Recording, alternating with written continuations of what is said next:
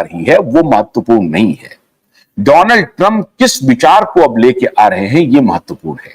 Covid के दौरान Donald Trump ने जो कुछ भी किया और बाइडेन ने जो कुछ भी किया वो पूरी अमेरिका के सामने एविडेंट है। अमेरिका में कोविड के दौरान फ्रीडम ऑफ स्पीच को जिस तरह से रौंदा गया, अमेरिकन हिस्ट्री में इसके पहले कभी नहीं रौंदा गया था। साइंटिफिक जो इंडिपेंडेंस था उसको जिस प्रकार से कुचला गया, ऐसा कभी अमेरिकन हिस्ट्री में नहीं हुआ। बड़े बड़े साइंटिस्ट को, बड़े बड़े डॉक्टर्स को फ्रिंज साइंटिस्ट कहा गया, फ्रिंज डॉक्टर कहा गया, और उनके हर नैरेटिव को डिस्ट्रॉय करने के लिए जितने मीडिया आउटलेट्स थे उस सबको खरीदा गया। चाहे बड़े बड़े सैटेलाइट चैनल हो, अखबार के समूह हो, डिजिटल प्लेटफॉर्म हो, रिसर्च जर्नल हो, यूनिवर्सिटी के जर्नल हो, सबको खरीदा गया और एक ही नैरेटिव चलाया गया जो कंट्रोल्ड नैरेटिव था। उस कंट्रोल्ड नैरेटिव को अगर एलन मस्क ने चुनौती दी, अगर ट्रंप ने चुनौती दी, दूसरे डॉक्टर्स और साइंटिस्ट ने चुनौती दी, तो उन्हें फ्रिंज एलिमेंट कहकर के पुकारा गया। आज वो सारे के सारे लोग एक्सपोज हो चुके हैं पूरी दुनिया में। भारत में पत्रकारों के बीच में एक खास वर्ग के जो पत्रकार हैं, जो एक खास पार्टी को कम्युनल पार्टी कहती है, लेकिन उनके जातिवादी एजेंडे को आगे बढ़ाने पर उनमें कोई सांप्रदायिकता नजर नहीं आती है। ऐसे पत्रकारों के बीच में मातम छाया हुआ है। क्यों? उनका आय का स्रोत बंद हो गया। ऐसे फिल्म स्टार के बीच में मातम छाया हुआ है जिनका आय का स्रोत अब बंद होने वाला है। सोरोस और बिल गेट्स के फंड जिनको नहीं मिलने वाले हैं। और तो और भारत और अमेरिका की इंटेलिजेंस एजेंसी अब दूसरे तरीके से काम करेगी।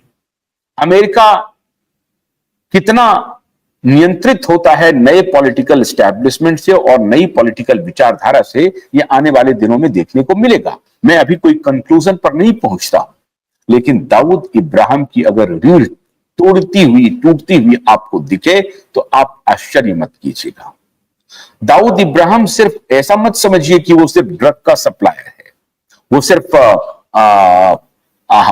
नकली नोट का सप्लायर है, इलीगल अवैध हथियारों का सप्लायर है। नहीं, उनके कनेक्शन विश्वविद्यालयों के प्रोफेसर से अप्रत्यक्ष रूप से है। किसी माध्यम से उनके पास पैसे पहुंचते हैं। मैं इसका फर्स्ट हैंड अकाउंट आपको बताता हूं। दिल्ली विश्वविद्यालय में कुछ प्रोफेसर ऐसे हैं जो जातिवादी नैरेटिव को आगे बढ़ाते हैं और उनका रिश्ता कश्मीर के सेपरेटिस्ट ऑर्गेनाइजेशन से रहा है।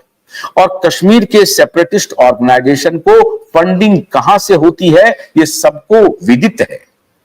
आईएसआई उसको किस प्रकार से फंड करती है, दाऊद का किस प्रकार से उसमें रोल है, उसकी भूमिका है, ये सबको पता है। तो कश्मीर में कुछ प्रबुद्ध वर्ग के लोग अपने प्रबुद्ध होने का मास्क लगा करके पीछे से फंड लेता है और वो फंड यहां पर आकर के अलग अलग विश्वविद्यालयों के प्रोफेसरों को पहचानना शुरू करता है या उनको प्रोटेक्ट करने के लिए तरीके ढूंढ लिए जाते हैं। बहुत बड़े बड़े यूट्यूबर्स को खड़ा किया गया इस दौरान, सारे यूट्यूबर्स खड़े हुए, उनको फंड किया गया उनकी विचारधारा को आगे बढ़ाने के लिए। उनके बीच में बहुत घोर मातम पसरा हुआ है ट्रंप के इस विजय से। जीत तो हुई है ट्रंप की, लेकिन भारत में मातम पसर गया है। और भारत में मातम इसलिए पसर गया क्योंकि अब डब्ल्यूएचओ की नहीं चलने वाली है। डब्ल्यूएचओ के खिलाफ डोनाल्ड ट्रंप सत्तू बांधकर बैठे हुए हैं और एक प्रकार से कहिए कि हाथ में लाठी लेके बैठे हुए हैं कि डब्ल्यूएचओ कुछ भी कहेगा डोनाल्ड ट्रंप उल्टा करेंगे। क्योंकि डब्ल्यूएचओ के बारे में डोनाल्ड ट्रंप को मालूम है कि उसका सबसे बड़ा private donor bill and Melinda Gates foundation है और बिल गेट्स है। और बिल गेट्स के खिलाफ एलन मस्क हाथ धो के पड़ा हुआ है। उसके हर नैरेटिव के खिलाफ एलन मस्क हाथ धो के पड़ा हुआ है। कुछ व्यापारिक बाध्यताएं जरूर होंगी जो इस तरह से खुल करके वो उनकी आलोचना नहीं करते हैं, लेकिन उनके सैकड़ों ट्वीट मिल जाएंगे आपको जो कि बिल गेट्स के नैरेटिव के खिलाफ है और बिल गेट्स की नैरेटिव को चकनाचूर करता रहा है। तो डोनाल्ड ट्रंप ने अब यह तय कर लिया है कि वो एलन मस्क की बात को जरूर मानेंगे, क्योंकि एलन मस्क दुनिया का सबसे धनी आदमी जिस प्रकार से पूरे चुनाव के दौरान खुल करके डोनाल्ड ट्रंप के समर्थन में खड़ा हुआ। अब बारी है डोनाल्ड ट्रंप के खड़े होने की एलन मस्क के साथ, और उन्होंने अपने पहले जो विनिंग सेलिब्रेशन का स्पीच था उसमें साफ साफ एलन मस्क की सराहना की। और यहां तक एलन मस्क ने तो चुनाव के दिन यहां तक कहा कि अगर आप वोट डालने नहीं जा रहे हो तो अमेरिकी डेमोक्रेसी की हत्या कर रहे हो। इस तरह से एलन मस्क ने अपील किया। तो अभी बहुत जबरदस्त अमेरिका में एक टग ऑफ वॉर शुरू होने वाला है और एलन मस्क लीड कर रहा है। अभी खबर आ रही है कि फोर्ड कंपनी का भी एक्विजिशन एलन मस्क करने जा रहे हैं। इंटरनेट की दुनिया में एलन मस्क बड़ी तेजी से प्रवेश कर रहे हैं। फोर्ड कंपनी का अगर एक्विजिशन कर लेते हैं, हालांकि अभी तक डील फाइनल नहीं हुआ है, तो टेस्ला के साथ फोर्ड का एक बहुत बड़ा इंफ्रास्ट्रक्चर मिलेगा। और पता नहीं अब उस फोर्ड का भविष्य क्या होगा। यही फोर्ड है जिन्होंने भारत के व्यवसायी रतन टाटा का मजाक उड़ाया था, और उसी फोर्ड का जगुआर और रेंज रोवर को रतन टाटा ने खरीदा। तो इसका कहने का मतलब है कि इस तरह के बिजनेसमैन जो आज तक अपना अपना खेल कर रहे थे, अब वो भी हाशिए पर जा रहे हैं। फार्मा प्रेमिसेस की बहुत बड़ी बाट लगने वाली है, ये मैं आपको गंभीरता से कह रहा हूं। डोनाल्ड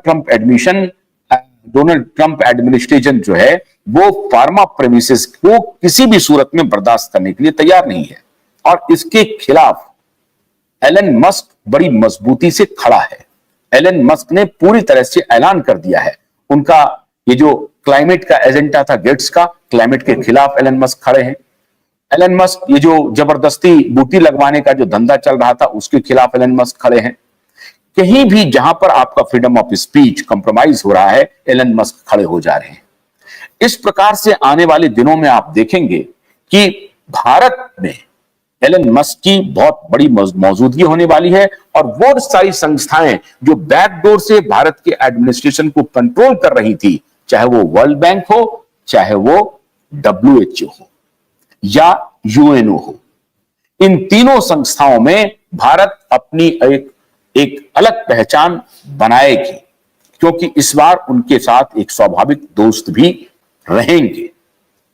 अब देखना यह है कि आने वाले दिनों में वो किस प्रकार का काम करते हैं। लेकिन विश्वविद्यालय के जो प्रोफेसर हैं, जो फोर्ड फाउंडेशन के पैसे पर, रॉकफेलर फाउंडेशन के पैसे पर और अलग अलग फाउंडेशन के पैसे पर भ्रमण करते थे देश दुनिया का, उनके बीच में मातम पसर गया है, क्योंकि अब उनको कोई पैसा वैसा मिलने वाला नहीं है। सरकारी फंड तो बिल्कुल भी नहीं मिला, और जो कंपनियां देगी अब इन प्राइवेट यूनिवर्सिटीज को, उनको पूछेगी सरकार, भाई किसको बुला रहे हो, ये भारत विरोधी काम तो नहीं कर रहा है। तो भारत विरोधी काम करने वालों के बीच में सन्नाटा पसर गया है, क्योंकि भारत विरोधी लोगों को खाद पानी मिलता था अमेरिकी एडमिनिस्ट्रेशन से, अमेरिकी इंटेलिजेंस एजेंसी थे, अमेरिकन व्यवसायी से, और वो व्यवसायी भी डीप स्टेट का हिस्सा थे।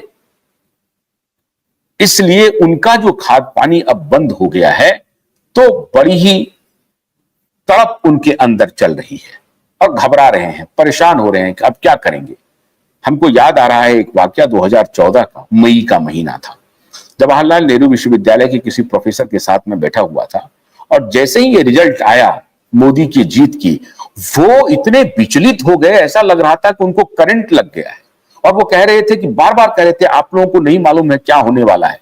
अरे साहब, आप लोग जो अभी तक कर रहे थे, आपको डर थी कि ये शायद चलना बंद हो जाएगा, तो उनको वो पोर्ट्रे कर रहे